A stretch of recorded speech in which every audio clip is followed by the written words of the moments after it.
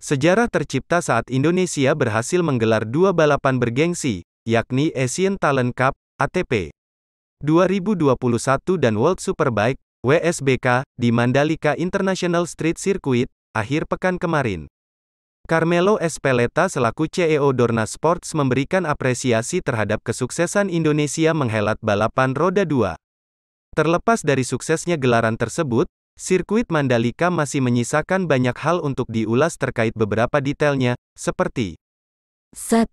Nama resmi sirkuit Mandalika.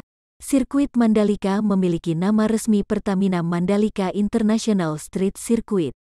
Penamaan sirkuit Mandalika ini dilakukan melalui penandatanganan perjanjian kerjasama, PKS, sponsorship dan peluncuran nama resmi sirkuit balap internasional Mandalika di Jakarta, Kamis, tanggal 7 Oktober tahun 2021.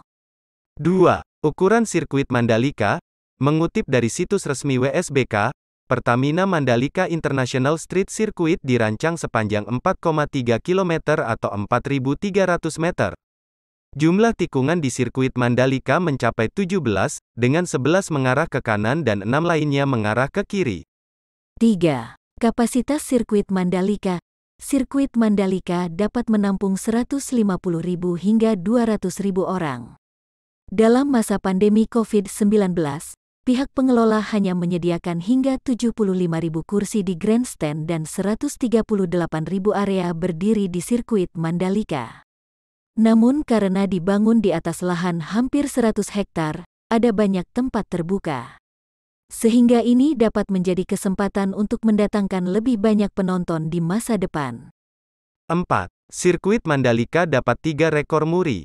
Sirkuit Mandalika mendapatkan 3 rekor dari Museum Rekor Dunia Indonesia, MURI, yakni pengaspalan menggunakan teknologi Building Information Modeling, BIM, dengan volume terbanyak.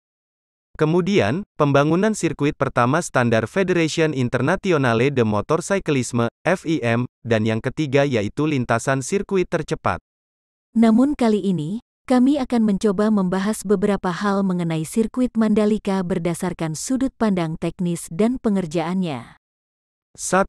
Perbaikan tanah dasar berbasis mitigasi bencana dengan metode STONE Column. Faktor keselamatan terhadap bencana alam perlu diperhatikan dalam perencanaan konstruksi sirkuit Mandalika karena secara geomorfologi Indonesia berada di Ring of Fire dan terletak di atas 3 lempeng bumi, yakni Lempeng Eurasia, Lempeng Pasifik, dan Lempeng Indo-Australia.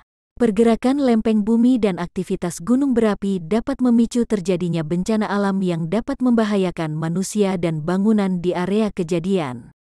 Secara umum Provinsi NTB termasuk dalam daerah rawan gempa, dan khususnya pada Mandalika termasuk ke dalam zona rentan likuifaksi ditinjau dari peta sumber dan bahaya gempa yang dipublikasi oleh Pusat Studi Gempa Nasional pada tahun 2017. Area sirkuit Mandalika merupakan daerah pesisir pantai yang memiliki karakteristik tanah berpasir. Tanah berpasir memiliki kecenderungan perubahan sifat dari yang awalnya bersifat padat menjadi bersifat cair dan mengalir saat terjadi gempa. Fenomena ini umum dikenal dengan likuifaksi. Perbaikan tanah dasar berpasir dengan metode Stone Column menurut Woodward, 2005, adalah untuk meningkatkan nilai CRR, Cyclic Resistance Ratio, yang diakibatkan pada saat instalasi Stone Column akan dilakukan penggetaran terhadap tanah, sehingga mengakibatkan tanah pasir memadat.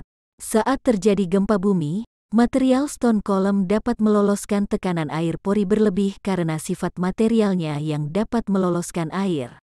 Karena itu metode Stone Column dapat menjadi rujukan perbaikan tanah untuk meningkatkan daya dukung tanah pada badan sirkuit internasional Mandalika sebagai mitigasi bencana gempa bumi yang dapat berdampak likuifaksi.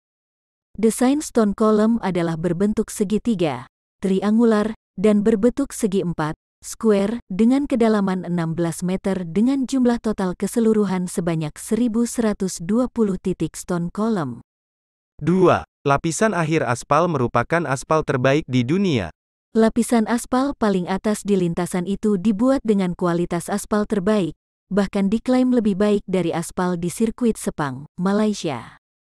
Tanggal 15 Agustus tahun 2021 menjadi tanggal yang bersejarah, sebab lapisan ketiga atau lapisan terakhir aspal sirkuit Mandalika berhasil dihamparkan 100% ke area track lane. Untuk bisa menggelar ajang balap sekelas MotoGP, jenis aspal yang digunakan tidak boleh sembarangan.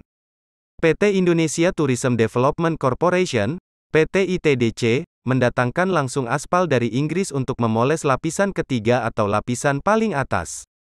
Adapun lapisan aspal atas yang digunakan berjenis Stone Mastic Asphalt, SMA. Dikutip dari Antara, Direktur Konstruksi Mandalika Grand Prix Association, MGPA, Dwianto Eko Winario, mengatakan bahwa track lane dengan aspal SMA memiliki sejumlah keunggulan, salah satunya pebalap tidak mudah tergelincir saat kondisi hujan. Hal ini akan mengurangi risiko pebalap terjatuh saat melintas di trek basah. Aspal SMA pun tergolong baru, dan hanya ada beberapa sirkuit yang menggunakan. Tidak semua sirkuit di dunia menggunakan aspal jenis ini, karena produknya baru keluar 2015. Yang sudah itu baru Silverstone, Dubai, dan Phillip Island. Sepang pun belum, karena dibangun 2012 pada saat itu belum ada aspal seperti ini, kata Dwianto. Sebagai informasi, Stone Mastic Asphalt, SMA, merupakan bahan campuran aspal dan digunakan untuk melapisi permukaan atas aspal. Lapisan aspal ini diklaim bisa memperkuat struktur lapisan permukaan lintasan supaya kuat, dengan prinsip kontak stone by stone untuk memperkuat struktur lapisan.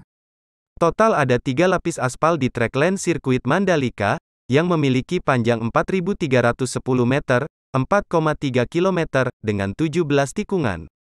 Lapisan aspal bawah menggunakan batu dari Lombok Utara dan Lombok Timur. Selain itu batu tahu agregat kasar juga didatangkan dari Palu, Sulawesi Tengah, untuk memperkuat struktur lintasan utama. Material aditif selulose fiber dari Jerman juga didatangkan untuk bisa merekatkan batu dan aspal, serta limestone filler yang berasal dari Ponorogo dan Probolinggo, Jawa Timur. 3. Menghadirkan arsitek terbaik dunia. Siapakah arsitek yang menciptakan keindahan sirkuit Mandalika di Lombok Tengah ini? Dihimpun dari berbagai sumber, arsitek sirkuit Mandalika Lombok berasal dari Inggris. Populous ditunjuk sebagai pengembang sirkuit dengan 17 tikungan ini.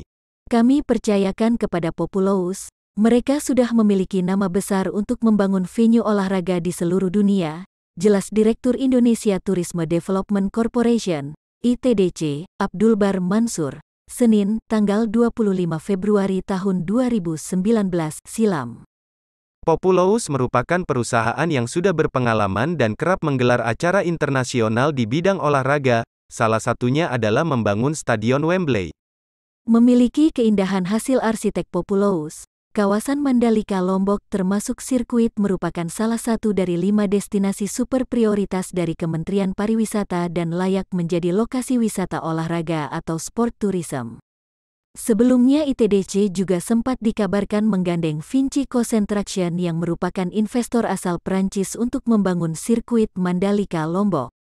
Demikian, beberapa hal yang dapat kami rangkum mengenai sudut pandang teknis sirkuit Mandalika. Semoga bermanfaat.